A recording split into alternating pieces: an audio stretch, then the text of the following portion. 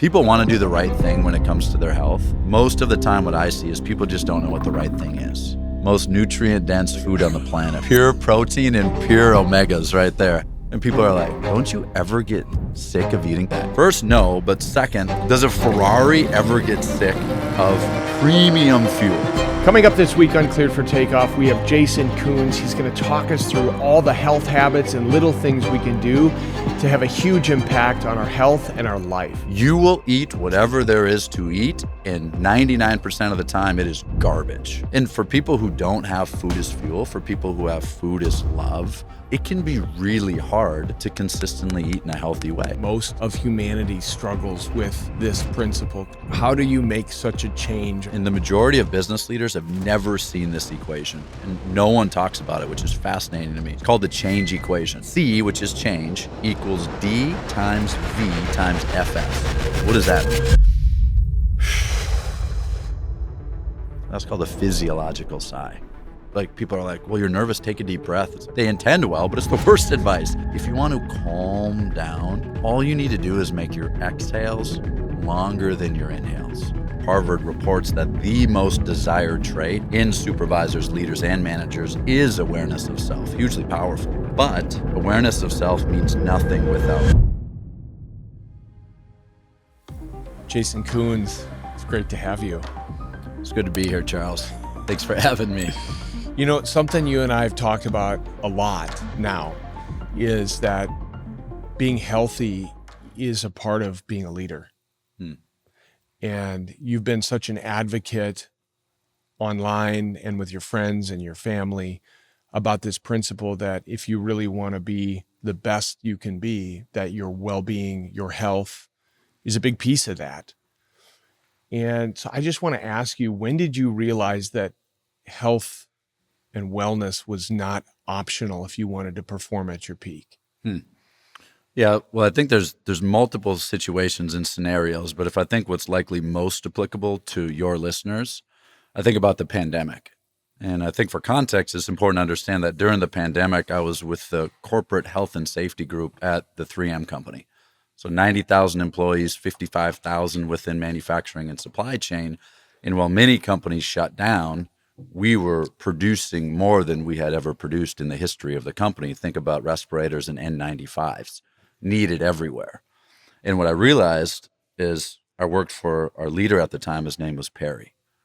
And what I very quickly realized was that the nervous system of the leader became the nervous system of the organization. And what does that mean? Well, Perry is one of the most regulated people I have ever met. He's one of my closest friends now. Comes over a few times a week for a sauna now. But he's so stable and so consistent and so focused on his physical, mental, emotional, and spiritual health that became that consistency and that stability became the consistency and stability of an organization during one of the most challenging periods of our team and our entire company. All because one person said, all hell is breaking loose out here, but internally, I'm going to be stable, which is going to create stability within my team and within my company. So that would be, I would think, for your listeners. For me, you know, like many teenagers and maybe college kids, I beat the hell out of my body for a long time. And I woke up one morning, it was the day after We Fest. It was a week before two-a-days started.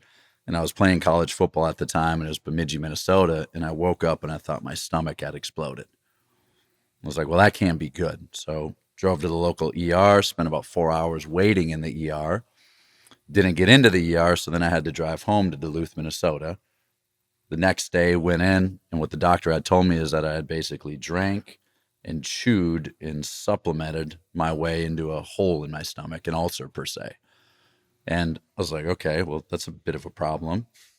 So I needed to wear a pack on my chest with a tube down my nose and down my throat for 48 hours.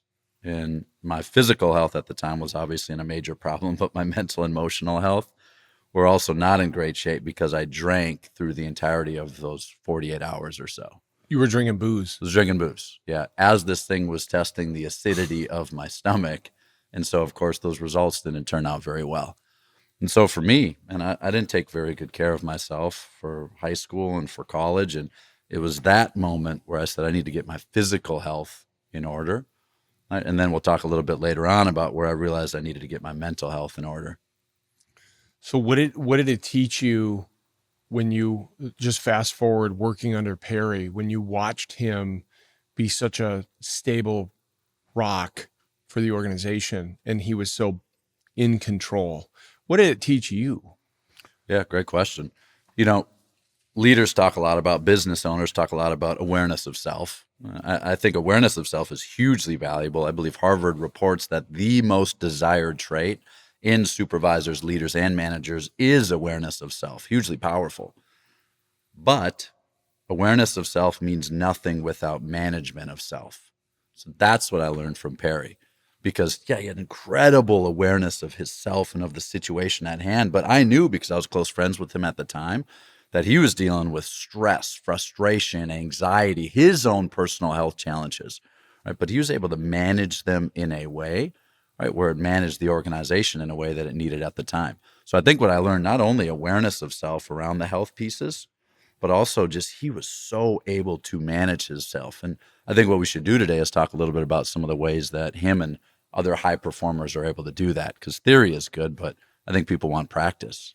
Do you think most people are in worse shape than they think? Not just shape, but their wellness is worse than they think it is?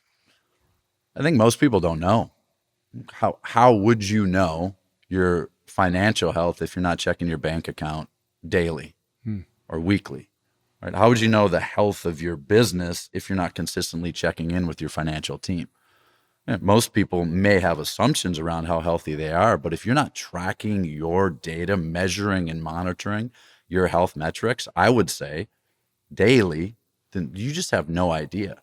You see a lot of people who maybe look healthy from the outside and they might be dying on the inside. At the same time, you look at people that maybe they don't look as healthy, or they don't look as healthy on the outside, but maybe on the inside, they're healthy as a 22-year-old and they're 62. It's impossible to tell if you don't have data. Well, and I would imagine in today's world, data is probably easier than it's ever been with trackers and all these tools, right?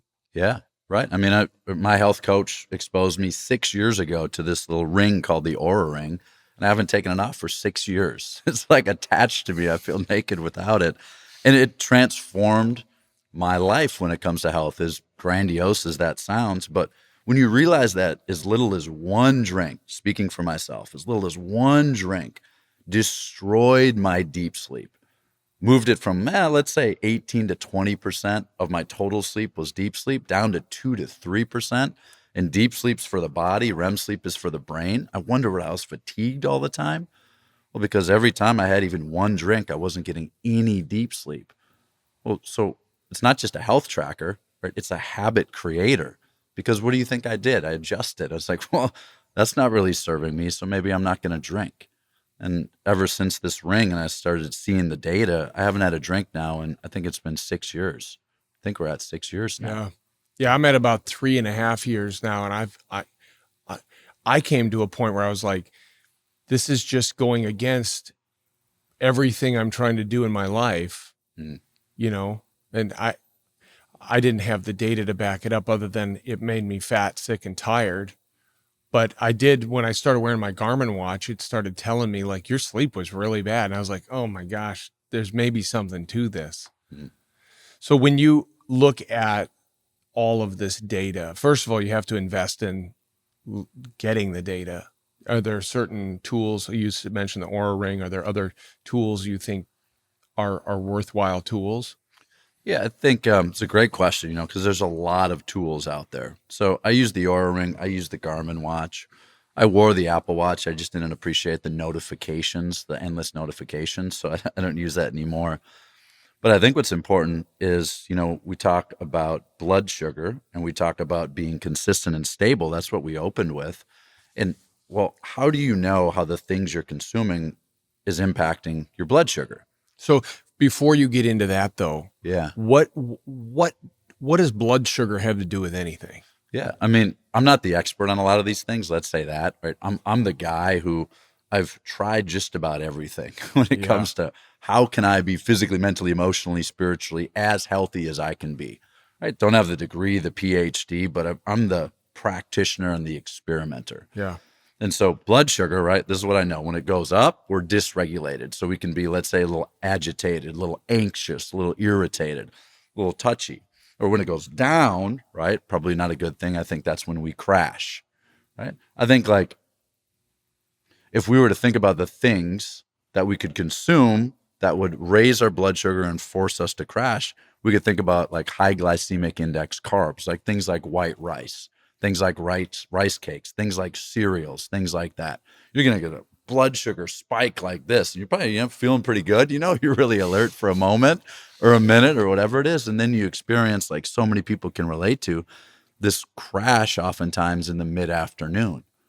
Well, that's because your blood sugar's gone up like this, and then it's kind of crashed through the floor like this. And so it kind of feels like for most people, I would say like they'd be on a roller coaster. And I don't know about you, but all day, like I want to be as consistent as possible for the people I'm responsible for, family, friends, customers, and clients. And I just don't think you can do that when your blood sugar is so dysregulated up and down. So you had mentioned getting data around your blood sugar. How do you do that? Yeah. And, even 5 years ago, I think it was more difficult to do so. But now CGMs, continuous glucose monitors, which I wear consistently. My personal health coach, she wears consistently. You can purchase those just about anywhere, and you plug it into the back of your arm right here, put a little piece of tape around it, and it tells you instantaneously, second by second, what your current blood glucose level is. So it's like a Fitbit for glucose. I think that's a perfect way to explain it. Yeah. Instead of tracking steps like a Fitbit would, it tracks the amount of the amount of sugar in your blood based on the decisions you're making at the time, based on what you consume, based on how you're moving. Or how do you put that type of thing on your arm? Is it like, I know you said tape, but it must be some sort of needle or probe that goes into your... Yeah, it's a little needle. Like when you think of the finger prick, when you go to the doc and they prick that and then you get a little blood, it's the same thing. Yeah. It's a little prick, little level of pain, but then you don't feel it once it's in. And how long do you leave it on? I've worn mine for 7 days at a time. Sure. I don't know. So throughout that time, it's tracking everything. Endlessly, second by second, minute by minute. Wow. Right. And so have you ever been like, I'm going to try eating this and see what happens? Yeah. Well, the goal is, of course, is you want to keep your blood sugar as stable as possible. So, because when your blood sugar is stable, right, you are feeling mentally, emotionally stable and consistent. And so, I'll experiment with, for example, white rice, and it is just like, boof, like not a blip on the radar. I'm talking like a Mount Everest on the radar. And it's good to see that because I may feel good for a moment, feel full or satiated. Yeah. But then it's almost inevitable where there's going to be a level of fatigue or tired or, man, I just want to take a nap. Like we've all had that experience before and directly correlated to our blood sugar. So if we're drinking at night, and we don't sleep very well, we wake up not fully rested, right? You go to the office and you're like, I got big meetings today. Usually drink a bunch of caffeine. Yeah. Right? So how do you break that cycle? Because then, you might reach for something that's got a sugar boost in it, a donut or whatever. Yeah. Which I cut out a long time ago, but I think a lot of people are stuck in that. How do we like, we got to get the data, but then how do we start, like you said, understanding and being aware is one thing, but managing is a totally different thing. Yeah. How do I get better at managing my day-to-day routine, my food, my sleep, so that I can truly show up the best version of myself? Yeah, well, I think it's important to acknowledge this, and I didn't say this, James Clear wrote this in Atomic Habits, that environment is the invisible hand that shapes human behavior. And so what does that mean? Well, that means if you want ideal behaviors, you need ideal environments. So I'll just give you an example at our home. If our ancestors weren't able to access it 200 years ago, as far as food goes, then it doesn't exist in our home. Because I'll tell you, like my wife this Christmas, right? We step outside of our protocol sometimes, and she made some coconut sugar cookies. Like they were okay, she'd tell you they were okay, not her best work. But I ate 11 of them one night, and they weren't like this, but they were cookies, 11 of them. Because like I know myself enough to know that I don't have enough inherent discipline to say no. So I make it easy to say yes, right? To say yes to the right thing and not have to say wrong consistently, not have to say no consistently to the wrong thing. And so what does that mean? A couple things, right? Like I said, if it didn't exist 200 years ago, it's not in our house. That's one thing. But the other thing I think that's really important is to acknowledge when it comes to movement, to make it as easy as possible. One of the first things we did is we put a little garage gym in. You don't need thousands and thousands of dollars of equipment. You need a pull-up bar, you need a squat rack, you need a bench. Like you can get done for, I don't know, $1,000, $1,500 or so. And every hour throughout the day when I'm working remote, working from home, I'll just walk outside, do 5 to 7 pull-ups, a few push-ups, right? And whatever it happens to be. And so it's like, how do you make the right way, the easy way for yourself? Well, I think you need to set up an environment that makes the right way conducive and easy and make it consistent. Yeah, I mean our homes are just full of packaged junk today. I feel the same way. I mean, we do something similar. We do have rice cakes though. Yeah, But well, rice cakes are pretty yeah, tasty. they didn't have those They're pretty 200 years ago. amazing. Yeah. But when it comes to changing those habits, a lot of people have families, they have kids. A lot of times, I mean, I've heard it 100 times. Well, my kids won't eat like that. Yeah. You're a newer father, but you're also forming your first child right now. He's 2.5. 2.5. Yeah. Yeah. Today, actually, 2.5. So how do you set your children up to live it? Or do you think we're just saying that because we want to eat the cereal at night too? Well, I think let's acknowledge that all of this is really, really hard. There's so much pressure on people to not be healthy. 70% of foods in your typical grocery store, 70% are ultra processed. 90%, from my understanding, 90% of the foods that exist today did not exist 100 years ago. It's our entire environment is putting all of the pressure on people to have to be perfect in their decisions, which is impossible. None of us are going to be perfect in our decisions. So first, let us acknowledge how hard it is for anyone to be healthy in today's environment, especially in America. But let's talk about my 2.5-year-old, right? Because we also need to be really intentional about, let's say, this 2.5-year-old in the beliefs that we're giving him around sleeping, eating, and training. Because beliefs drive behaviors, behaviors drive results. I think you've had a guest on that spoke about that before, a good friend of ours. And so what are some beliefs we want to have him understand around eating? Well, for his first birthday, he got a watermelon cake. So like, How do you do that? You like cut a watermelon down and make a... Yeah. My wife is, she's 50% Samoan, man. So when it comes to pineapples and watermelon, she's a magician, she's incredible. And so, however she did it, looked like a cake. And he hammered that thing and he loved it. So now his belief around celebrating birthdays is like, I do get to celebrate and nourish myself and get to do so in a way that I really enjoy, not consume something that has 50, 70, 90 grams of sugar. And then he's bouncing all over the place and he's dysregulated. And he's like, well, this must be the norm. So for him, we just want to make the healthy way seem very normal to him. And at the same time, we want him to be a 2.5-year-old. But I'll tell you, at this point, he really hasn't consumed any sugar. Now, when he's 3, 4, 5, 6, 7 and starts going to birthday parties and things, he's going to be able to make the decisions that he needs to make.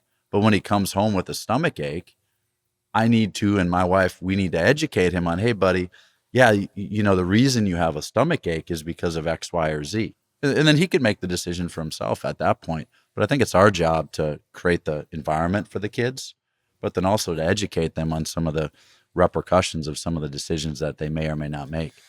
I get such a kick when you go to a restaurant and they give you the kids menu and it's all junk food. It's garbage. It's chicken tenders that are heavily deep fried and processed. It's French fries from a bag that came off of a truck. It's not real food. It's pizza. It's crappy burgers where there's more bun than anything else. And why do you think as a society we treat our kids like, oh, well, kids eat this stuff. I need to work on, eating more salad or whatever, more meat. Why do you think we do that to our kids? Is it because it's cheap? Is it because it's easy? Yeah, it's a really good question. Why do we do that to our kids? It is cheap. Let's acknowledge that, like you referenced. I think it is easy. Yes, no question about that. But if you look at just the general population of the US from the adult perspective, we're not very healthy. And so let's talk about, if we're not living very healthy, if we're not sleeping well, if we're not eating well, if we're not moving and training, then how can we show up as our best selves for our kids? Well, we can't. And so if the decision is between, do I actually make a salad, or let's say some actual chicken or some steak for my kids, right? Or do I take the easy and fast and quick and cheap route? I think the majority of the time, if we're not caring for ourselves because we're tired, we're fatigued, we're emotionally dysregulated, I think we're going to take the path of least resistance the majority of the time. So I think, just to take a step back, I think it starts with us getting our how we're eating, how we're sleeping, and how we're training dialed in first, so we can be the model for our kids and not have to make just the easy path, an easy choice, but to make the right one. It's funny you mentioned that, because last July, so it's been about 8-9 months now, a doctor friend of mine said, hey, why don't you try something? Because my blood pressure was out of control. My cholesterol numbers were out of control. I had acne that was just relentless.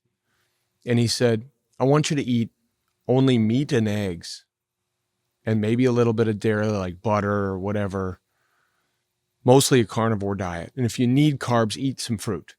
He said, can you do that for a month? And I said, well, I mean, I can do anything for a month, I guess. I just need to make sure that I'm enjoying it. So I'm going to buy nice steaks that make me really want them.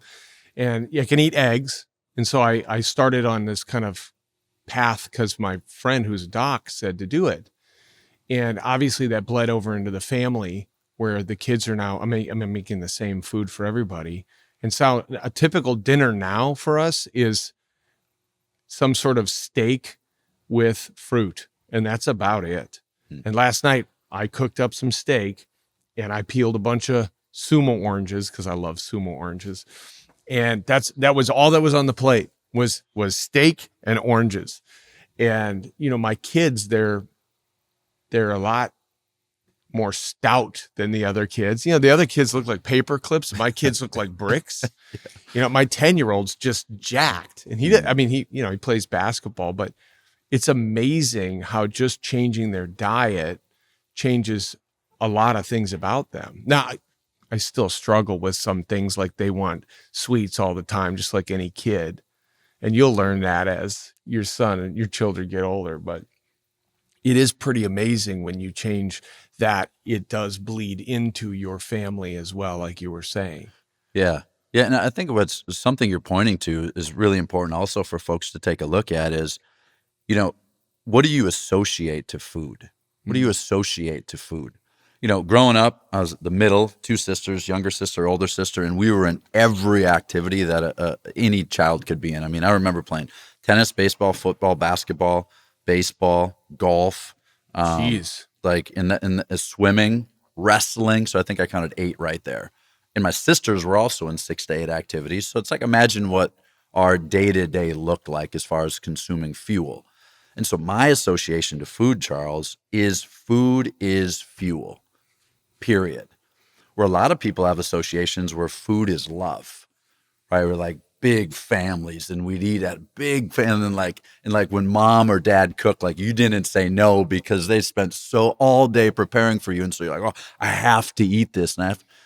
And so that's really shaped my family and how we consume food. Like my most common piece of food, which I think we'll talk about today, sardines in a can. And people are like, my sister-in-law the other day, she was over hanging out with our little guy, and she's like, don't you ever get sick of eating sardines? And I'm like, first, no. But second, I was like, does a Ferrari ever get sick of premium fuel? And like, I was being a little arrogant, of course. But then I go, well, you are kind of being, it's a pretty arrogant response, man. But then I took a step back, and I'm like, because for me, food is fuel. That's it. And so I'm always thinking, how can I get the most amount of nutrition, the most amount of fuel in the shortest amount of time? And for people who don't have food as fuel, for people who have food as love, or some other association, it can be really hard, right, to consistently eat in a healthy way. Really hard. So I want to acknowledge that as well. People talk about, how expensive food is, which it is, but it is the fuel of your body. Yeah. Are there ways to eat? I mean, I would imagine sardines in a can aren't like going to break the bank. Yeah. But are there ways to do this kind of eating? Like for example, you go on the road and you travel, and if you're trying to eat healthy on the road, that's hard to do. Yeah. But are there, and we can get into talking about travel because I want to hear your hacks on that. Yeah. But are there ways that you can eat healthy without breaking the bank? Because I think a lot of people, they go, yeah, well, eating steak every night is just not in the budget. Yeah. Yeah.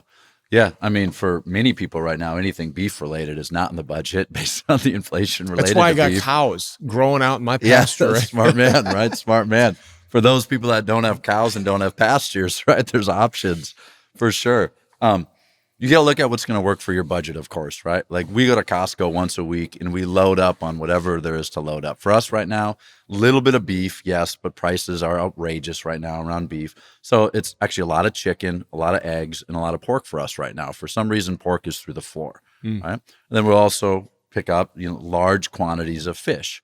Right? And then we'll prepare meals 2, 3, 4 times a day for our family in that regards. It doesn't break the bank for us by any means. Right? And I often think, right, here's the thing, and this might be, I don't know, people might question this or challenge this, but protein leads to satiety, satiation. The more protein you consume, the quicker you become full. And all of this food that's ultra processed, what's fascinating about it? It never makes you full. And so instead of eating a plate of chips, you eat a bag of chips. Instead of eating a bowl of cereal, you eat a box of cereal. And so I think to help people out in that regards, right, instead of spending the majority of the resources on things that never lead to satiation, making them feel full, just eat protein first, right? And what you'll notice is you don't have to eat nearly as much of it, which we've shown in my household is therefore we don't have to buy nearly as much of it. Does that make sense how I'm explaining that? I mean, that's the life I live right now, but it took a long way to get there. Yeah. Because it's way less expensive to buy the stuff on the inside of the grocery store and not the fresh stuff on the outside. Yeah. And I'm with you on there. I mean, I always make my kid, if we go out for a nice breakfast for a holiday or something, I'll be like, well, sure, once in a while you can have pancakes, but you're having bacon and eggs first. Yeah. And then if there's room left over, and they can never finish the pancakes ever. Yeah. I mean, they're like, oh, you made me eat all these eggs, Dad, and the bacon, So, but making them eat the protein and the fat first has certainly helped me get the nutrition into them better. And they're, like you said, they're full longer. Yeah, no doubt. And that's a principle that you're touching on that's really important. That's becoming more mainstream. One of the biggest improvements or changes people can make that's really straightforward is at breakfast, all you do is you just trade sweet food for savory food. So trade sweet for savory. So what does that mean? So you would trade cereal, you would trade a bagel, you would trade a croissant, you would trade a donut. Move that out of the household, move that out of the environment, and just have fat and protein, which would be savory. You make that change, you're going to have consistent levels of energy throughout the day. Right? What you're going to do is you're going to sleep better, no question about that, because you're not going to have blood sugar spikes, highs and lows throughout the day. And you're just going to emotionally, mentally, and physically, you're going to feel better. I know that's very subjective, but you're going to feel better about yourself throughout the day. And that's what you've done with your kids. And then when you want the croissant or the pancake, you're not going to have room for it because you started with savory versus sweet. How do you make such a change? I mean, most of humanity struggles with this principle because it's quick and easy. How do you do that? Yeah. I mean, and it's something I remind myself of consistently. And I first heard it from Tony, but it's in everything, man. It's in health, it's in business, it's in speaking, it's in safety, which I do. It's you focus on where you're going, not what's in the way. You focus on where you're going, not what's in the way. And so you got to have a clear vision of who you want to be. Who is the ideal Charles Eide as a business leader, as a team member, as a father, as a husband, as a community member, as a member of whatever it is, whoever Charles, what is the ideal version of myself? And then let me obsess and focus only on becoming that person. And then what's fascinating is the things we're afraid of, or the things in the way, or the things we would traditionally do, those things almost disappear in a way. Like I remember when I left 3M, I was horrified. 15 years at a company, incredible salary, right? Just poured everything I had into this company. And I love the company and I love the people I work with, but I was being called to something different. There was 1,000 reasons why I should have stayed at that company and focused on all the obstacles and reasons why I shouldn't have left that company. But it's like I just obsessed over where I was going, because this is what I knew. I couldn't tell my son to be courageous. I couldn't tell my son to go live his dreams. I couldn't tell my son to really go for it if he saw dad partially fulfilled in a role that he was comfortable in, not fully going for my dreams and not fully going for it in my life. Like I can't be like, hey buddy, go do this, and yet I'm not doing it. And so I think for people who are like, this is really hard, it is. Where do I start? How do I go? You got to create an ideal vision and version of who you are, and then put that on paper and just start with your health. Right? When you go up the stairs, how easy is it for you to go up the stairs? Right? Like so many people, man, and I get this, you go up and down the stairs 1 or 2 times and they're gassed. There was a time when we had first had our daughter. I remember she was maybe 2 or 3 years old. And I remember chasing her up the stairs. That's like 14 steps. And at the top of the steps, I was winded, like I just run something. And it occurred to me, I was like, that doesn't make sense. Why is my body feeling like this? Well, what I, had let myself do is I let my weight get out of control. Dude, I was almost 300 pounds. I was, I'd see like 278 and be like, oh, at least I'm not 280. At least I'm not 290, but it had crept up from, 220 when I met my wife. And I looked down at these stairs and I'm like, something has got to change. And at first I thought it was just, I need to work out more, right? Food, I don't know. Food, I'm full. I take care, I'm not eating cookies every day. And I had to cut out the booze and all that, but you're 100% right. That was a wake-up call for me. Yeah. And see, here's what you're touching on. And the majority of business leaders have never seen this equation, and no one talks about it, which is fascinating to me. It's called the change equation. Developed in 1979, it's been proven and proven and proven and proven, whether organizational change or personal change. C, which is change, equals D times V times FS. What does that mean? C equals D times V times FS. Change equals, and it only happens if we're first dissatisfied with the current state of things. And that can be painful. It's like you're experiencing it, like 14 steps, chasing my 2 or 3-year-old. And like, this is not who I want to be, because when she's 12 or 13 or 22 or 23, I want to be whatever it was, these things for her, right? So you were first dissatisfied with the current state of things.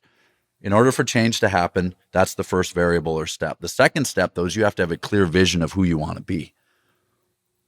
And then the third is, because we get analysis paralysis, you're like, yeah, but I want to be 180 pounds. I want to work out 3 times a week. And I only want to eat whole foods. I want to be emotionally and mentally regulated for my friends, my family, my team members. Get kind of analysis by paralysis. So we need the FS as the first 1 to 2 steps. So that's what I would ask people to do. Right? I'd ask them to first ask themselves, how satisfied are they with their current bill of health?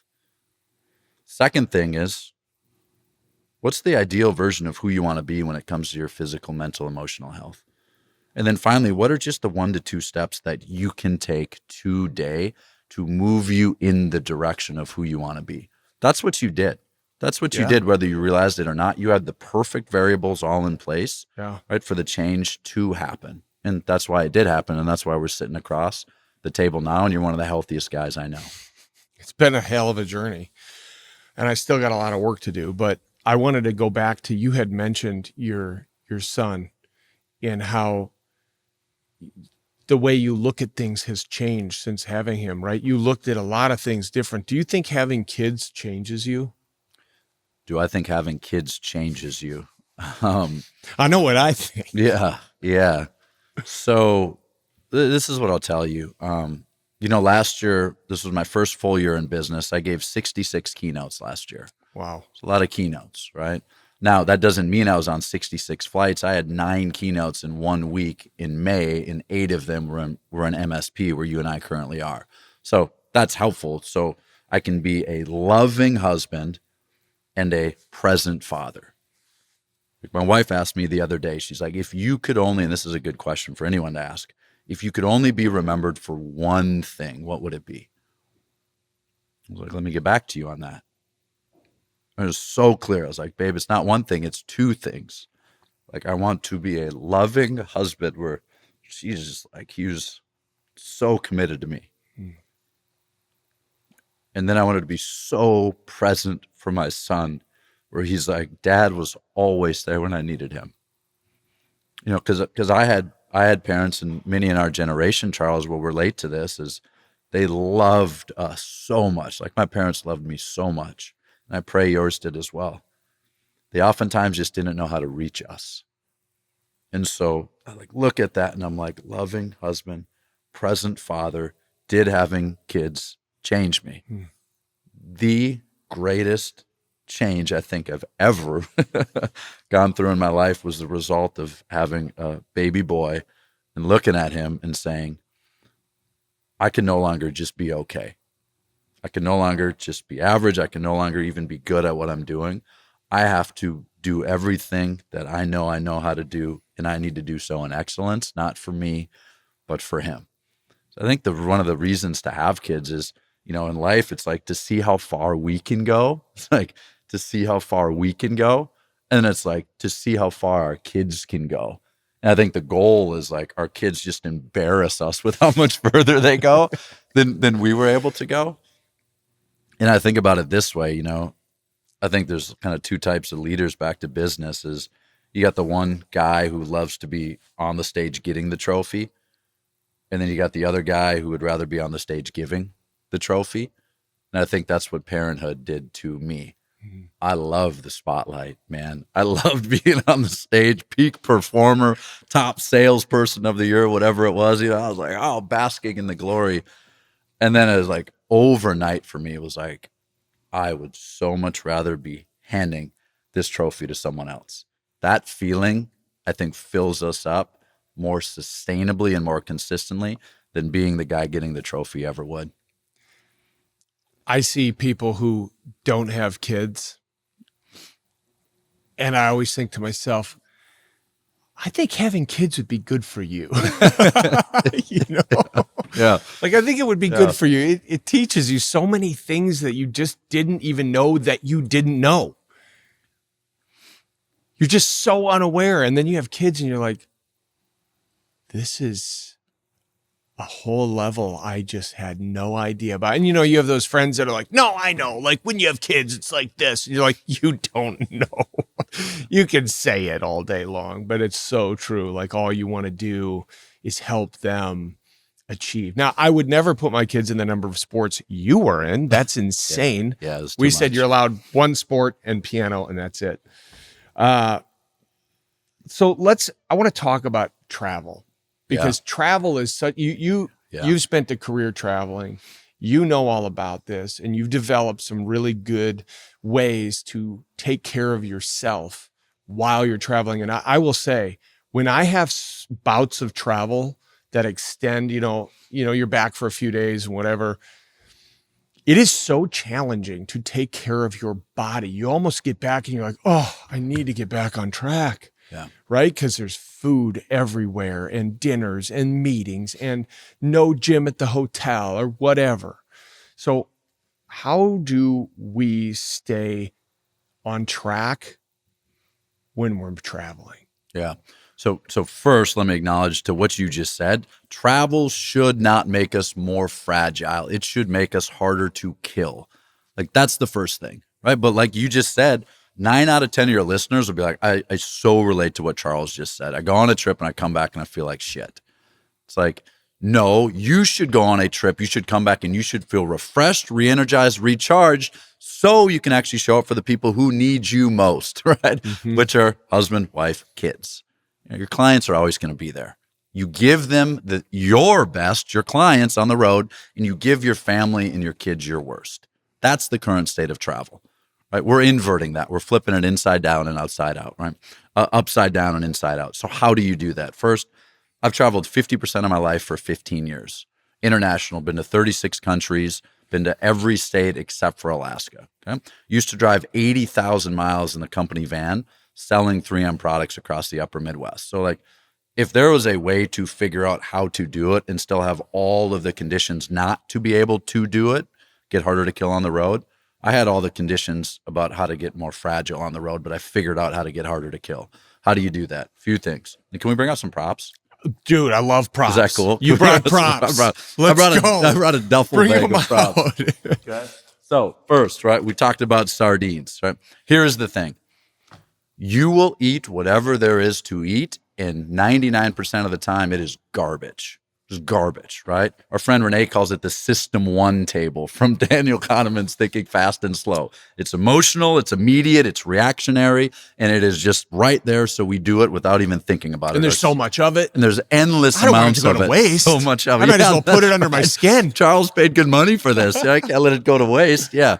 And so you immediately have to remove yourself from that situation by removing the temptation of ever having to consume what's available. How do you do that? I go to the market before every single trip or immediately upon landing. I go to the market. For me, it's usually a Whole Foods or a local food co-op. And I get the same thing every single time. Okay, I get canned fish. Okay, so these nutritional powerhouse, 18 grams of protein, 18 milligrams of EPA, DHEA, omega-3 per serving. Not bad, right? Extra virgin olive oil.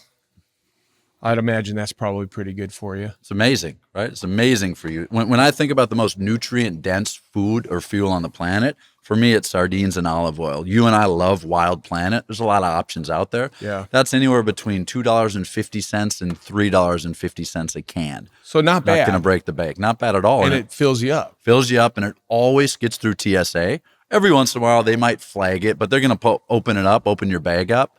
Because I never check a bag, haven't in 15 years, and be like, oh, okay, good. Have a good day, Mr. Eide. This guy's eating sardines. Yeah, get him out of here. And right? mercury's not an issue because these aren't big fish. Nope, not big fish. Great point, right? You get into swordfish, right? You get into, which that is tuna fish. You want to watch your consumption of larger fish, right? Because of where they're at in the food chain. Great point. Mercury's a big deal. Salmon's a great option, a little more expensive. That's looking like more of the $4 to $6 range. That's why I lead with sardines.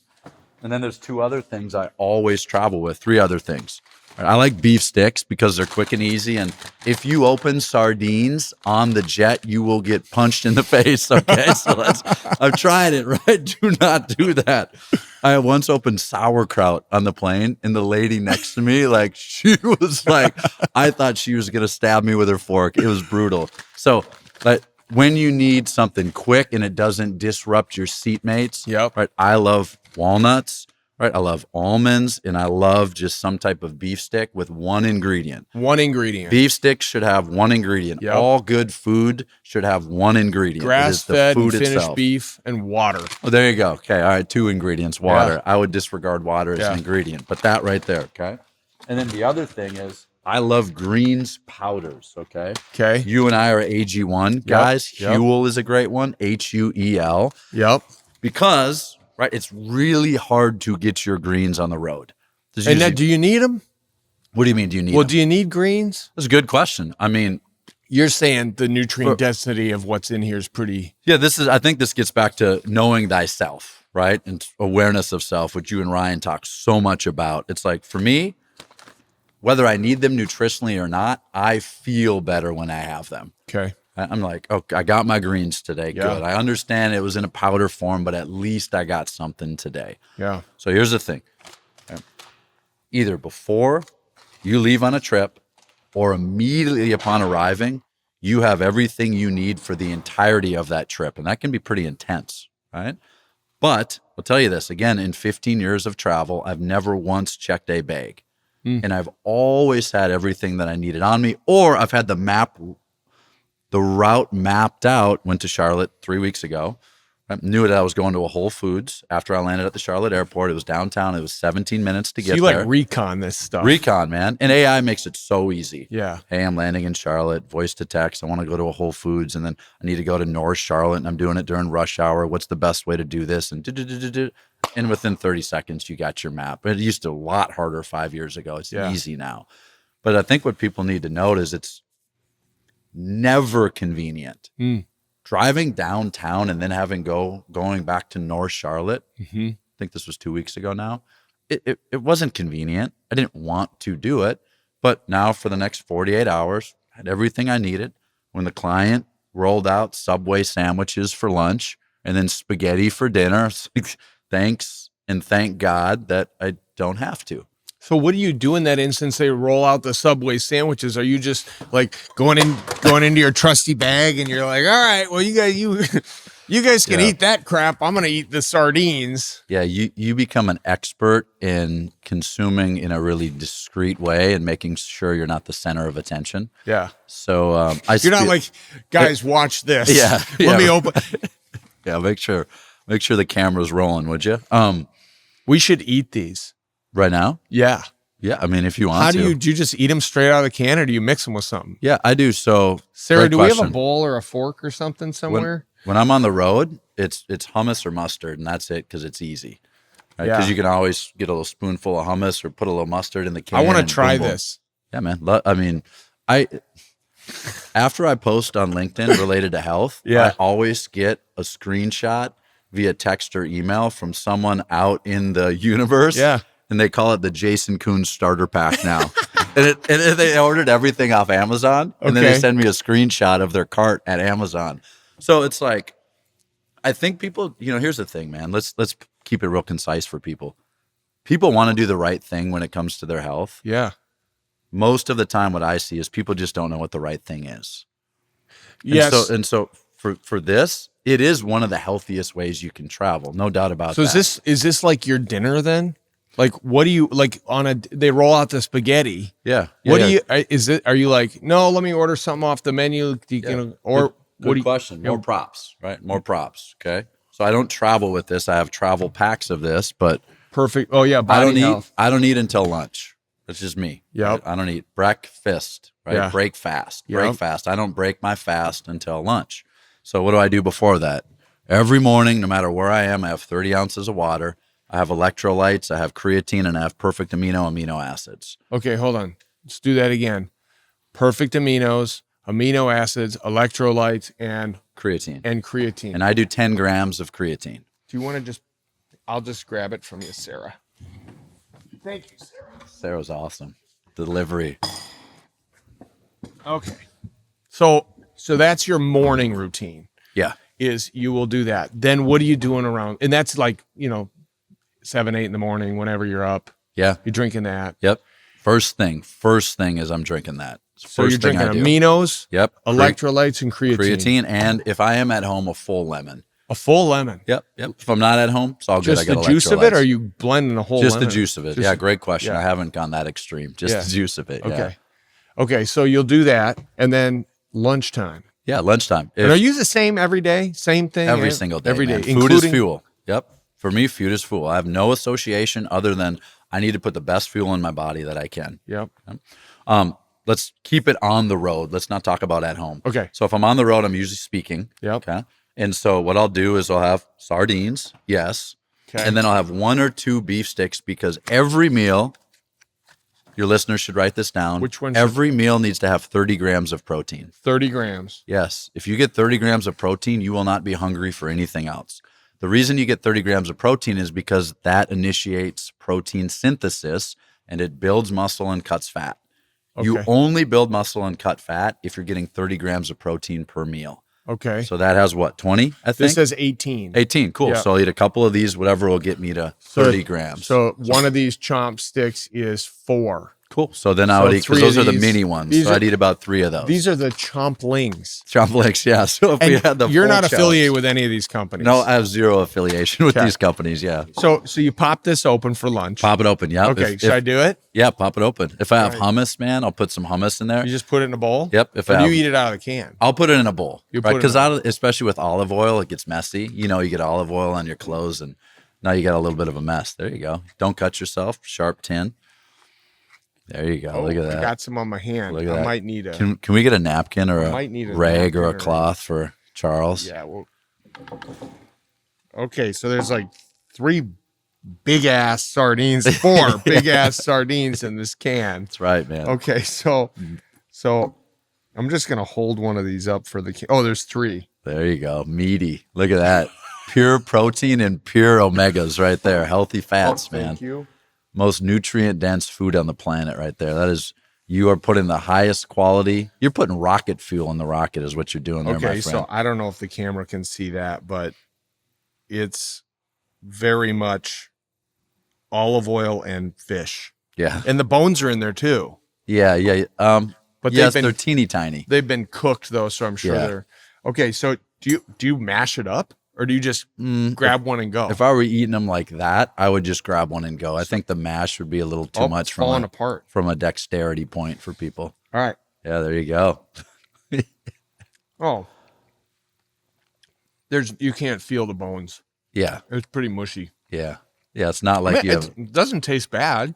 Yeah. Yeah, and that's as I'll say extreme as you can get. You pop a can, you put it in a bowl, and you're So I'm doing the worst it could be. doing the worst it could be. Do you ever eat 2 of them to hit 36 grams? Yeah, certainly. Yeah, from time to time, no question about that. And didn't know Jason Kunz was buying lunch today. and let's talk about how you can soften the blow of just eating raw fish out of a can. We talked about mustard and hummus, but I'll throw some kraut in there from time to time. Sauerkraut. Oh yeah, man, kimchi or sauerkraut. What's the benefit to that? Yeah, it helps with the digestive process. Are you getting jealous? You want a fork? No, I'm good, man. I'm good. I won't eat for another 40 minutes or so, but that does you're look on a good. schedule. It does look good. Well, there's a little spine in here. Yeah, and to that point, I try to get a probiotic. Right, I try to get a probiotic with every meal. So whether that be just a shot of apple cider vinegar, or whether that be a little bit of Greek yogurt, or a little bit of kimchi or kraut, I'll throw that into there as well. There's the last bite there. Going down. You guys are probably judging my manners right now. Whoops. But I also want people, your listeners are probably some of the busiest people on the planet. They are. What did it take 0 to full consumption? What was that in a time? 2 minutes? 2 minutes. Maybe. Yep. Now, do you drink that juice down too? Depends. Sometimes the olive oil, I'll drink it down. Yeah. Some of it doesn't have olive oil. It's just sardines sitting in water like that can. I would not drink that personally, but if you want all the nutrients, I'm not drinking it. You go. No, the olive oil I would, but just the water probably not. So I should just drink this shot of. Yeah, or give it a half sip. Maybe take half of it down or so. I live on a ranch, okay? Yeah, amen. Amen, man. Actually, that tasted really good. See, is there salt or anything in there? I think they do have a little bit of salt. Some of them are salted, some of them are not. Like this one says no salt added right on the packaging.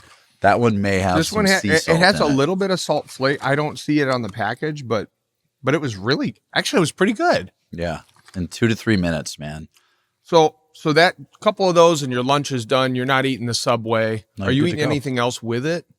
On the road. On the road. On the road, if I'm like speaking in the middle of a workshop and all I have is a few minutes, I'll grab an AG1 pack, throw it into a cup with some water. Mm-hmm. Right. If I do have time, I'll have some spinach or arugula or kale, and I just grab a couple handfuls of it, hammer it real quick, and then I'm good to go. So you're pretty much never eating what's provided. You're like, nope, I'm on a special diet. I'm not eating what's provided. So let me answer your question. In an ideal state, I will never eat what is provided. In ideal state, I'll never eat what I would fast before eating what's currently available.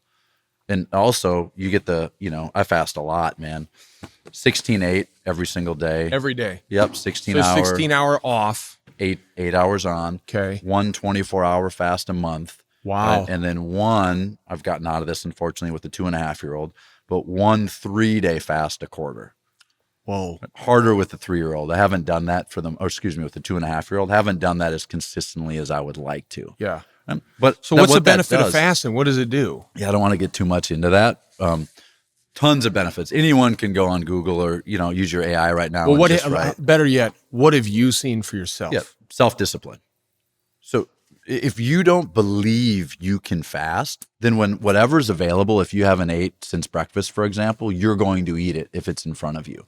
For me, I go, I've done 5-day water only fast. I go, I don't need to eat every 6, 8, or 12 hours. Most people don't eat because they're hungry. Most people eat because they're emotionally addicted to food.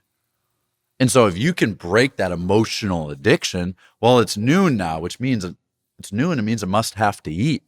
Well, it's 5 o'clock now. It means I must have to eat because that's all I've known for the 40 years of my life. It's like, no, like our ancestors ate once every 1, 2, 3, 4, or 5 days. And they were some of the healthiest human beings that ever existed.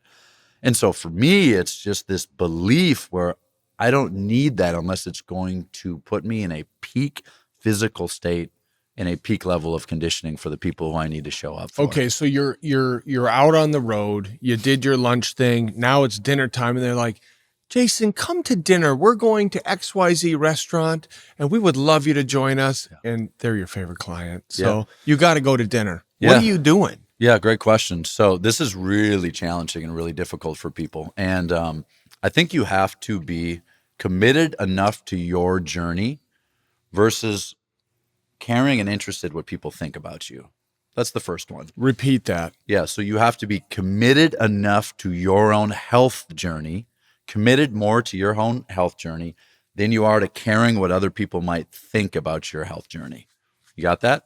Yeah, because you don't want, in your mind, you're like, well, they might think I'm judging them right now. Yeah, and someone's going to order the biggest pasta with 8 pounds of cheese on it. And you're going to order a salad with no dressing. Like, they're going to be like, son of a, you know what? Like, and they could feel judged. You are not responsible for how someone else feels based on the decisions that you make in your life. For your health, especially. Especially for your health. I can't control how you feel based on the decisions I'm making. Yeah. Are you kidding me? Yeah. I'm not responsible for your feelings. I'm responsible for the decisions I make. You need to be responsible for how you feel based on the decisions that I'm making. I'm a big eater. I have a big, back in the day, my brother-in-law used to pay me to finish the pizza when there was like 4 pieces left and I'd already had 6. Like, I could give you another $20. This was when I was like 19, 20, 21, 22, you know? So I got a big appetite. So what I'll do to answer your question is I'll eat before I go out to dinner. So they're like, dinner's at 7. You'll go do something else? Nope, not do something else. I always have everything I need in the hotel room. Always. Never have to venture out because you're going to venture out to whatever's closest, whatever's most convenient. Remember, everything I have I brought with me or I stopped at a local market. Now it's in my hotel room. Every hotel room. You're controlling all the variables. I'm controlling all of the variables. So I'll eat something like this, right? And then I'll go out and, sir, what would you like? I'll have a water with lemon, no ice, please. And then I'll just have a salad and no dressing. No cheese, no croutons, just a salad. And if you have like a salmon or a chicken or a steak or something, throw that on there, but make sure it's only cooked in butter. Because most restaurants cook in vegetable oil and seed oil and stuff you don't want. I don't consume it, stuff you don't want. Right? Yeah. And so that's how I manage that. And how do you do that? You said it, Charles. You nailed it. I control every single variable that I can. It's wild, man. This is wild. You can't make this up. God's always working. Shoveling the driveway last night. My neighbor, who happens to work for, can I say the company? Yeah. Okay. Works for an iconic Minnesota company. Yep. He's like, dude, I read your LinkedIn post the other day. You never know who you're reaching, right? Most people who your posts make the greatest difference for never engage with your posts, ever. They're just quietly, consistently watching and observing.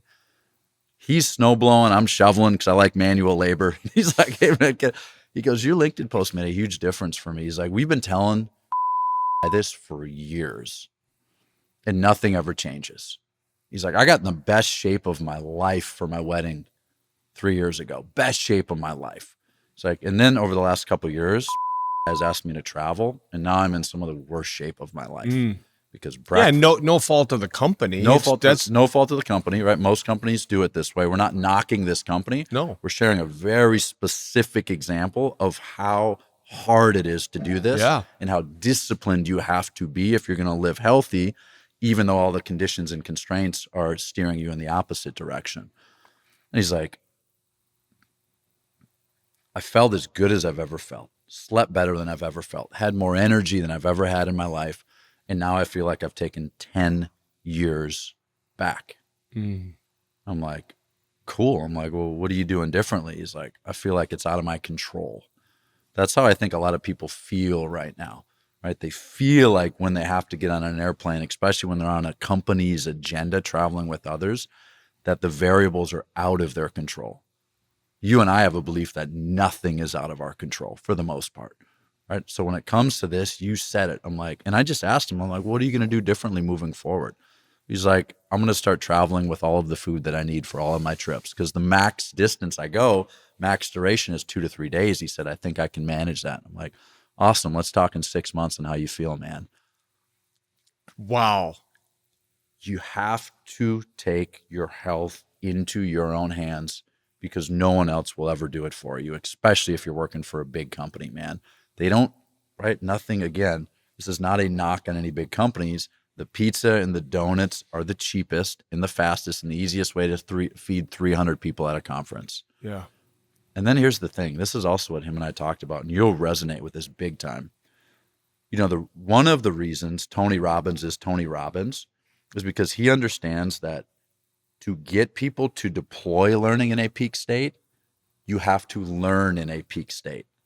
If you learn something in a sleepy state, when you go to deploy it, how will you deploy it? Yeah, not very well. Sleepy state. Yeah. Because it anchors and associates into your central nervous system. You go, oh, I learned this, and after we ate pizza for lunch, and I was crashing, and there's some big inspirational, motivational speaker, and he or she was okay. And then you go to deploy it on your next sales call, and you're like, that's funny. So you're saying you tie the lesson to the state you were in. 100% you do. That's why Tony has sustainable results, why he hates the word motivation.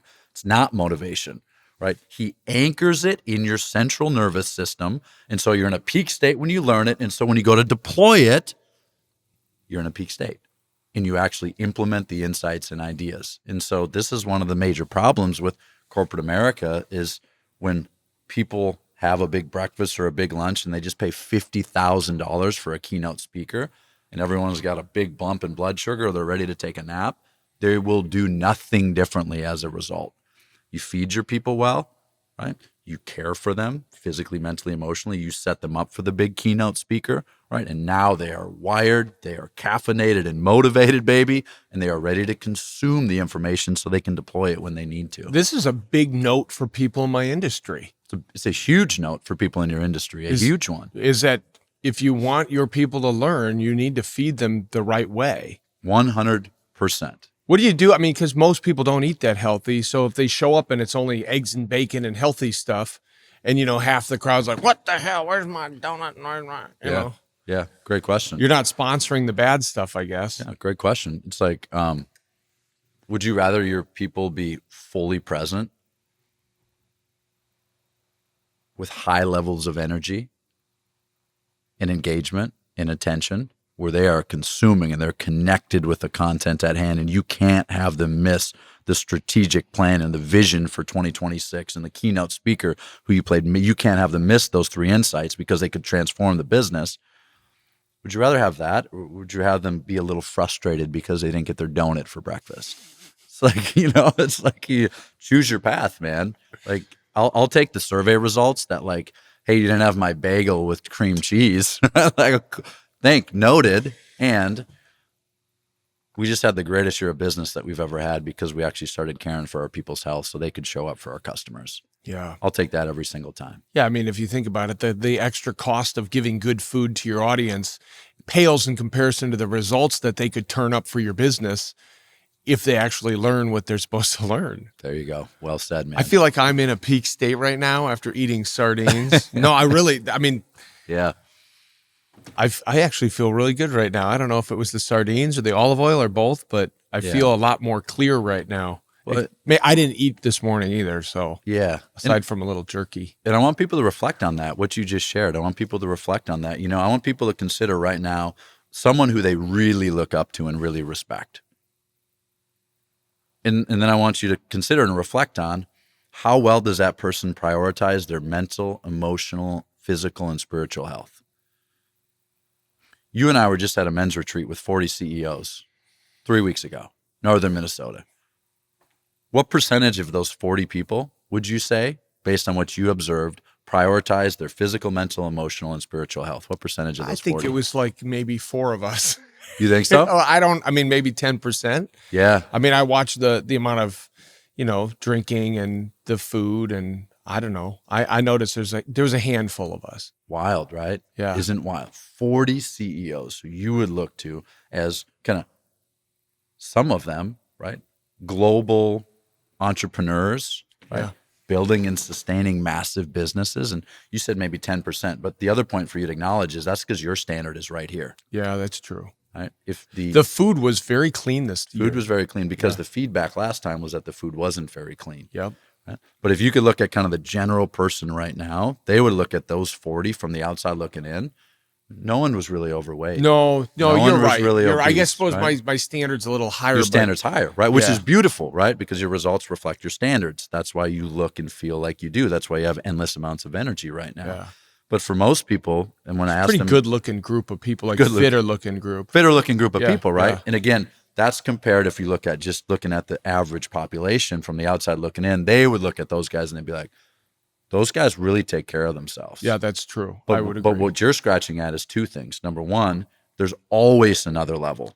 For those guys, there's always another level. And then my point is, when I ask people to reflect, is the person who you really look up to, it's likely that they're not significantly overweight. Correct. It's likely that they do the hard work on themselves mentally and emotionally, right? They see a therapist, right? They go to the events, right? They have a mastermind group that's challenging them. They have an accountability coach or partner. And then spiritually, they believe in something, whatever that something happens to be for them. Yeah. Right? And so if we look at that, man, and I look at that group of 40, it's like, yes, there's another level, but generally speaking, some of the highest performing CEOs across the US and potentially the world. And to some extent, they really care for themselves. Yeah, they do. They really do. Right? Yeah. But I love what you said. There's always another level. Yeah. Yeah. I did notice that this year there was a lot less people drinking as much as previous years. And I think people have become, at least in that group of CEOs, they have become more aware of their well-being and their health. Yeah. The Ben that puts it on from NatureLink, he was so good about taking feedback last year that this year was really incredible. And that's one of the reasons why we love Ben so much. And the breathwork thing you did was so good. Can you tell us about that? We're running out of time, but we got to talk about breathwork because you're like an expert at this. Yeah, I'm a practitioner, right? I've been doing it. You're an expert practitioner. Yeah, I've been doing. Okay, I'll take that. No medical claims. Yeah, there we go. I've been practicing it for 15 years, And so when people say like breathwork or meditation, it's kind of like saying sports. It's like, well, there's a lot of sports out there. There's a lot of types of breathwork and meditation. Right? And so what we did, and anyone can value and anyone can benefit from this. A few principles of breathwork. First, if you want to calm down, all you need to do is make your exhales longer than your inhales. So let's do that right now. Do just kind of a quick inhale through the nose, and we'll do a long.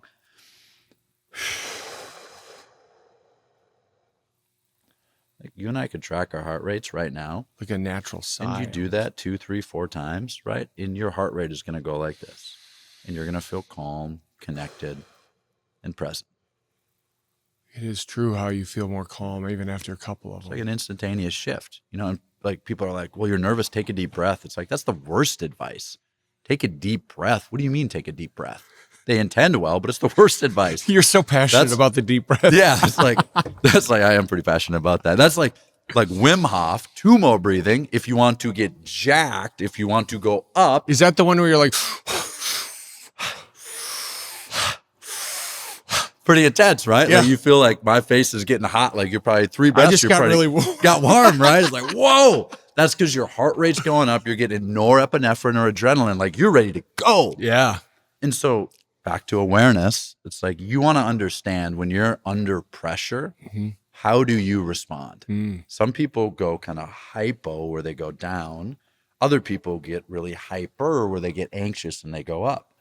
Right. And so if I know I get like when I get really under stress, like I kind of check out and want to hide from people, I'll do some quick Tumo breaths. Right now I'm here. I'm ready. It got me a little sweaty. Not going to lie. Those few breaths, I'm like kind of getting dewy over here. And when we did like 10 minutes of it up at the retreat, gosh. right? My hands were tingling. It's euphoric too, right? Because you really get the blood and the oxygen pumping. But if you know, which I often do, I get like, for me, it's not hard to get up. Like I'm ready as soon as I wake up in the morning. Before a talk, man, or a conversation with my wife that might be stressful, for example, I need to go down. And so I'll just go.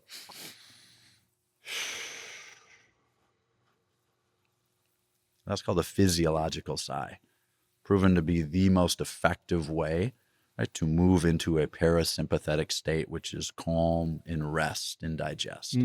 Right? Stanford University proved that quick too.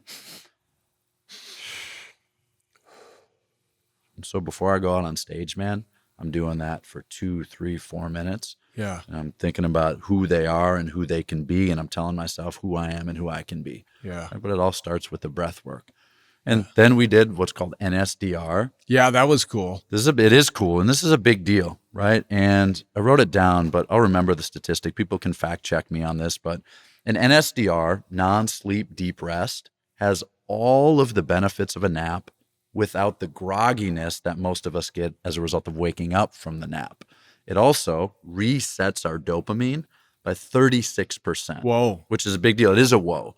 Usually that requires sugar or caffeine to do that. Well, if it's noon or 1 or 2 and you've hit that afternoon crash like most people do, the worst thing is sugar or caffeine. Caffeine has a half-life of 12 hours, meaning it stays in your blood for 12 hours for the most part, right? Okay. In layman's terms. So if you have caffeine after noon, it's really hard to sleep for many people. So you don't want sugar and caffeine. You just want to do 10 to 15 minutes of NSDR. And how do we do that? Like you had a special YouTube video you used. Yeah, you can type in NSDR and just type in Allie, A-L-L-Y, and she has dozens of videos. And if you're at your desk, just sit in your chair, or you can lay down ideally, pop YouTube up, Yoga Nidra or NSDR Allie, and sit there for 10 to 12 minutes. And it's just a body scan. I did it this morning when I woke up because I hadn't slept that well last night.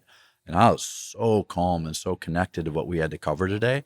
And I just did it for about 10 minutes this morning. 10 minutes. That was at 10 minutes. And so this is something you could do at your desk if you wanted to. No doubt. Yep. And maybe only have 5 minutes. 5 minutes is better than a cup of coffee. I'll tell you that. So man. what is it actually doing? Because I mean, when we did it, the person on the video was basically just talking through, like, just think of the awareness of the tips of your fingers. Yeah. Right. What is happening? Why are you actually getting rest from that? Yeah. So what it does is it resets your central nervous system. Now, how and why that happens, I don't understand, but you said it. That's exactly what it is. It's a body scan, and it brings your focus and your presence to one thing at a time. Tip of your tongue, center of your throat, center of your chest, right side of the chest. And for some reason, that resets your central nervous systems and gives you that massive boost in dopamine. And it did. And it did. And I was like, this is so hokey. Why are they talking through thinking about the center of my chest? But by the end of it, I was like, whoa. Yeah. I feel different. And I think that's an important call out. Like even maybe most of the things we discussed today, people will consider hokey or hacks, right? Or woo or whatever it is. Like all of this now is scientifically backed and proven. Yeah. This isn't Charles and Jason making things up in a vacuum because we went to Costa Rica and went on a, medicinal journey. Like, not that those are bad things, but all of these have strong scientific backed evidence, white papers, research, and empirical evidence. Yeah. And then the last thing, which, we talked about this, my family and I just lost a significant amount of money in a multifamily real estate syndicate. And it was due to incompetence and ego from people who we really trusted. Oh, I'm sorry. Really trusted. And it's really easy for me to carry the burden of their poor decisions. A lot of us do that. You've heard this before. It's like not forgiving someone is like drinking poison and then expecting that person to die. You ever heard that before? I have heard that one. Like we're poisoning ourselves and Right. we think somehow it's hurting them. And so what we did last was just what's called a loving kindness. And I do this for my son. I do it for my wife, but I do it for these guys because it's not my responsibility to carry their burdens. So I want to forgive them. Forgiveness is not letting people off the hook. It's letting people off your hook and putting them on God's hook. Right? Our former pastor used to say that. And so we just do this. You think of people who you have resistance towards or people who have wronged you. Close your eyes and you just say this. May you be happy. May you be healthy. May you be safe. And may you live with ease. You do that a few times, and instead of wanting to stab or strangle them, right, maybe you'll be able to at least tolerate them. And then you get to the point where you may actually wish the best for them. You take them off your hook and you put them on someone else's. It's not your responsibility to carry someone else's burdens and poor decisions. Yeah. That's powerful. I remember when we did that. Okay, so there's a few, I want to do some quick fire things before we're done. Cool. I want to just go through a bunch of kind of like, I don't want to call them biohacking things, but like little tricks. And I want you to just give me your short, little bit about it. Cool. 10 by 10 minutes of sunlight before 10 a.m. The single best thing you can do for your sleep, your mood, your wakefulness, your metabolism, your energy, and your focus. So even in the dead of winter, go outside, get that sun on your skin. On your eyes. On your eyes. Your eyes only do two things. They see and they set your circadian rhythm. When you go outside before 10 a.m. for 10 minutes, you start the engine that is the most complex engine in the world, which is your physiology. So you have limitless energy throughout the day. You have to start your circadian rhythm. If you don't get outside, you never start your circadian rhythm. So you go outside and you let your eyes see daylight, basically, even if it's overcast, that light is helping with your circadian rhythm. Nailed it. Okay. 10-minute walk after meals. Yeah. Reduces blood glucose by anywhere between 20 and 30%.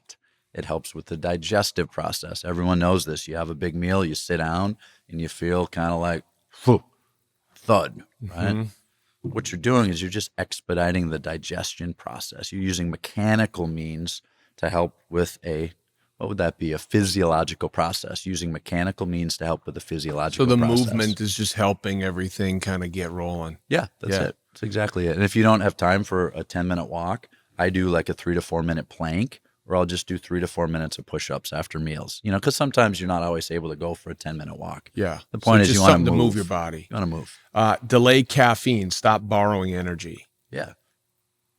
I never use caffeine to wake up. I only use caffeine to focus. Most people use caffeine to wake up, and they're stacking cortisol and caffeine. Cortisol is the stress hormone, which you have a boatload of it when you wake up. That's what wakes you up.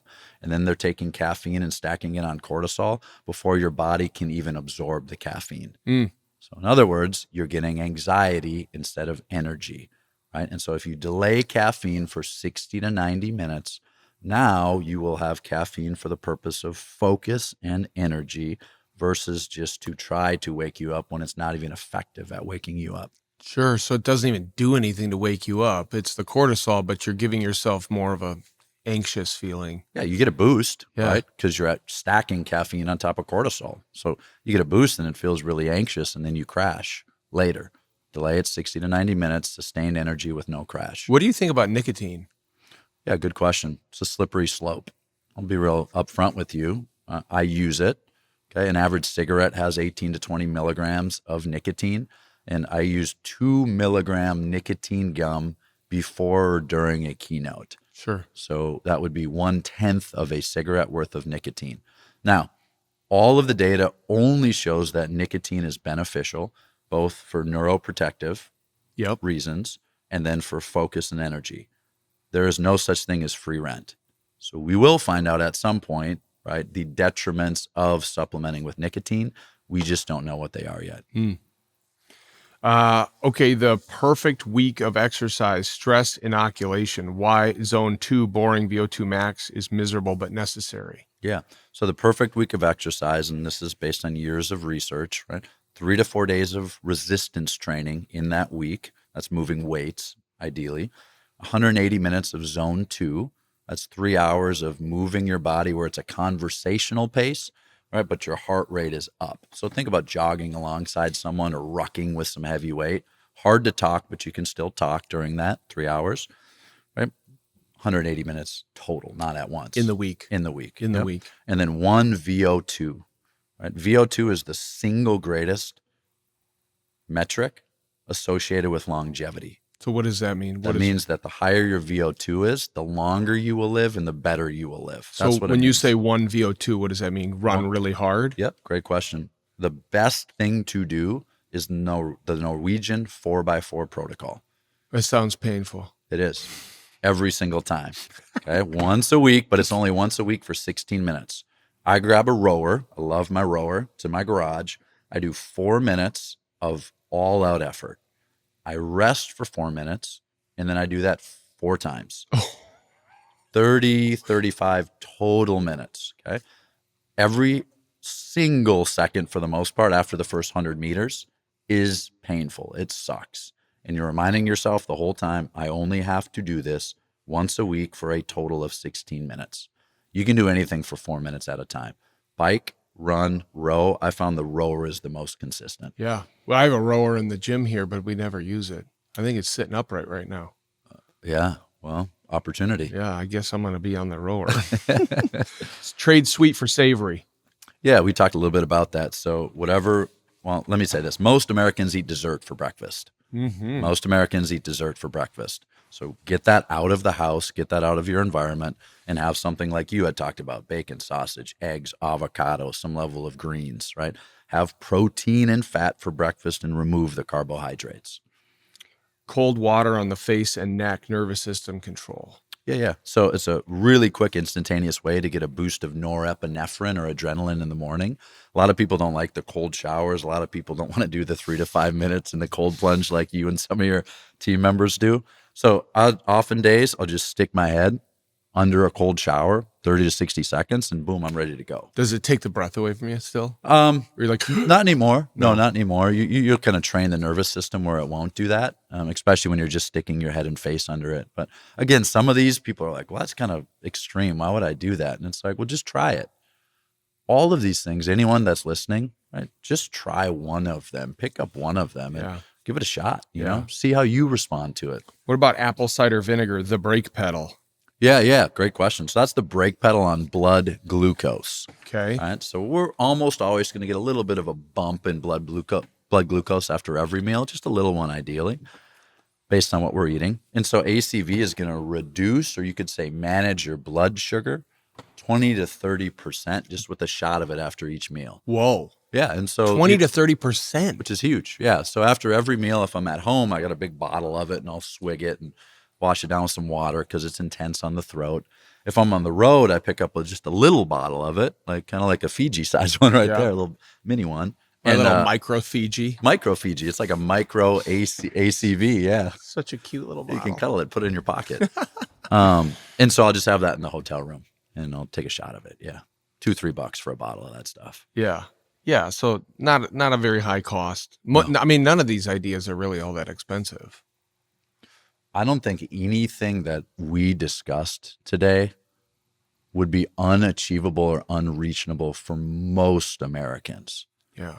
And let's just talk about that. Perspective's powerful. You know, you make $40,000 in America, you're one of the wealthiest 1% in the entire planet. That's wild, you know? And so I think that is more of we didn't talk too much about it today, but, you know, emotional health, having appreciation and perspective for where we've come on this health journey, because we talked a lot about health today, but then making sure that we're looking forward and doing everything we can to close the gap. But to answer your question, I can't speak for everyone, but for most Americans, most of what we discussed today would be achievable. Are there any other health-related things you want to tell people right now? Share with them any other little tricks or hacks you have? Yeah, I think just a couple things, right? Because, you know, focus is a big deal. You know, I think in today's environment, attention is the greatest form of generosity. And so I have a stack. Right? It's going to work for Alpha everyone. Brain. Joe Rogan talks about this one. Yep. Well, he's an investor, so he should talk about it. Right? Smart but business you're not decision. an investor. No, I'm not an investor. And so that's a daily for me. And then before keynote or a workshop, or like before this pod, is I had the instant too. So I stack it. So I You just do them take together? Yep, do them together. So I take a pill in the morning, that's slower release.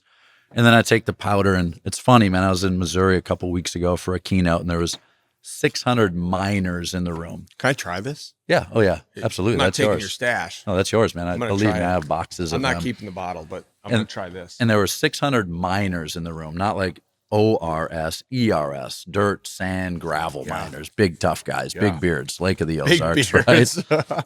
Big boys. And after the keynote, one of them came up to me and he's like, I got to tell you, man, you were in the back of the room prepping this morning. I thought you were a serial killer. What? Really? I go, hey, tell me more, man. I've not heard that before. He goes, you were more focused than anyone I've ever seen. Really? And he said this, he used this term. He said, your physical and physiological state was unlike anything. I could feel it. And I go, You're like a big magnet. I think so. And I think it's like because I was so committed to that room, Yeah. you know, Yeah. but I know that these two things, when I do them, allows me, you know, when you have a tough time finding that word, Yeah. I don't have a tough time finding the word when I use those two things. Yeah. It's like the word you're looking for tends to what always appear itself. What is in Alpha Brain that makes it Yeah, good question. so effective? I don't know. Let's check it out. Looks Like the On It Flow blend and the On It Focus blend. Which, the Flow blend. This This is peach flavored. Yeah, and always proprietary. But, you know, there's some things here. L-alpha looks like something, Bacopa, L-tyrosine, L-theanine, you know, some different things that look like to be effective. But, I mean, it tastes fine. yeah, and the thing here is there's thousands of nootropics. These are called nootropics on the market. Okay. Nootropics just help you focus, bring memory and clarity. That's what they do. You got to trial them. Not everyone's going to work the same for everyone. Yeah. Right? So go on Amazon, find out ones with great reviews, Yeah. and try them for yourself and see if they help. Make sure they're authentic. I don't know if you've heard, but a lot of these supplement companies are having copycats faking selling the product. Yeah, I'm not Some surprised. supplements I buy right from the supplier now because Amazon, they've got so many, fakes, not because they want them, Yeah. but because people are cheating the system. So you got to look out for that. Yeah. I've had some where they show up in a glass bottle, and then like the next month it shows up in a plastic bottle. And I'm like, No kidding. Yeah. same product? Telltale sign. I don't know. Got to look out for that. Okay, lastly, Yeah. now I know you already spoke about this, but I always like to finish with this question. What do you want to be remembered for when you're gone? Yeah. I love that question. I wrote about this the other day because my expertise really is safety and it is health, no doubt, right? But I'm usually the guy that gets the call when a company has a serious injury or fatality, like big companies you would know, manufacturing, construction, mining, oil and gas, transportation companies. I get the call, unfortunately, when they have a string of serious incidents or they're good today and they want to be best in class, like top 0.1%. And safety, as it's referred to as like the operational safety, warehouse or out in the field. Nailed it, right? Okay. Like, it's very clear that good safety is good business. If you care for your people's physical health, especially, but mental and emotional, as a result of that, you're going to get good business performance, engagement, retention, productivity, all those things. Yeah. Right? And so it'd be very easy for me to take a look at that and say, that's what I want to be remembered for, to leave a legacy and put a dent in that particular industry. And that didn't even show up for me. That is like really clear. And just because my wife asked me a similar question to what you just asked, which is such a good question. And I would ask everyone to ask themselves this question, what you just asked. It's like, if you could only be remembered for one thing, what would that be? And it's really clear for me. I want to be remembered for being a loving husband and a present father. Loving husband and a present father. Like, I gave my wife everything that she needed as a husband. I loved her for who she was. And I also loved her for who she was not. I didn't try to make her something that she wasn't. And then for my son, it's like, I loved him to death, which all of us love our kids to death, but I knew how to reach him. I was emotionally available, I was physically available, I was mentally available, because I had done the hard work and understood maybe how my parents, even though they did the best they could with what they had, weren't able to reach me for whatever reason. Yeah. So if I could be remembered for anything, man, kind of that one thing, which is kind of two things. Yeah. And you got baby number 2 on the way. On the 2, man, coming Congratulations. up in 6 months. Do you mind sharing your perspective on what I want to that? be remembered for? Yeah. I mean, it's very similar. I want to be remembered as a good dad to my kids. You know, that really popped for me when I was interviewing Craig Leopold from The Wild, you know, this titan of industry. And I asked him that, and, you know, like deep down, you have all these things you want to be known for and whatever. But when it came out of his mouth that quick, and he was like, to be a good dad, I mean, I was like, that is so amazing that he just said that. It made me feel like that's enough. Like that is enough, is to be a good dad and to be a good husband, obviously, but that it is enough to just be those things. Yeah. You know, like we all aspire to be way more, but it is enough. I think that's a beautiful way to start closing things out is, you know, you can still make massive impact and have great influence in whatever world you happen to be playing in professionally. You can do all those things and do those things. You're doing it at IDCOM, right? And, right, primarily you can still do those things, right? Just be a good dad and then show up for your wife however you need to show up. You know, it's like, what is it? 2 things can be true. Yeah. And we make it so like it has to be this or it has to be that. It's like, no, 2 things can be true. You can be a model for your kids of what it looks like to get everything out of your DNA. Right? Especially with sardines in you. Especially with sardines in you and some alpha brain. And then you can come home and roll with them on the floor or whatever it happens to be, take them to the game or be fully present with them. You know, I think this is maybe one thing we didn't get to that I'd love to share is I think I believe it's God. Some people think it's a creator or an architect, but I use the term God. I think we're going to get to the end and he's going to look at all of us. He's going to say something like this. He's going to say, Charles or Jason, I'll just use kind of what I see. Hey, Jason, I gave you all of the tools and resources to be an 8. And somehow you figured out how to turn that into an 18. And I'll speak for myself again, Charles. I don't think I can get there if I don't do some of these things that we discussed today, because it allows me to love my wife deeper and better when I'm emotionally regulated and consistent. It allows me to be a present father, right, for my son when I give everything I can to my clients and customers on the road. But then when I think I gave everything, I come back and I have significantly more in the tank because I cared for my health. Right. And so it's like, if I want to somehow one day look in his eyes and he's like, I gave you the tools to be an 8, buddy, but I don't know how you did it. You little overachiever. 18, man. And it's like, we're all given a number, you know, we're all given a number what we start with. But I want to see, and I think this conversation today will help people see what they can be, what's achievable and possible when they get their health right. This is so powerful. And I'm grateful for you, and I'm grateful for your investment of time for me and our audience. I really thank you. Jason Kunz, thanks for being here.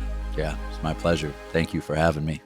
If you like this episode of Cleared for Takeoff, make sure you leave a comment, subscribe, turn on notifications, of course, share it with somebody that you think would love it. And of course, check out my company, IDCOM. We do events all over the country. And if you're looking for the best team in event production, check out idecom.com.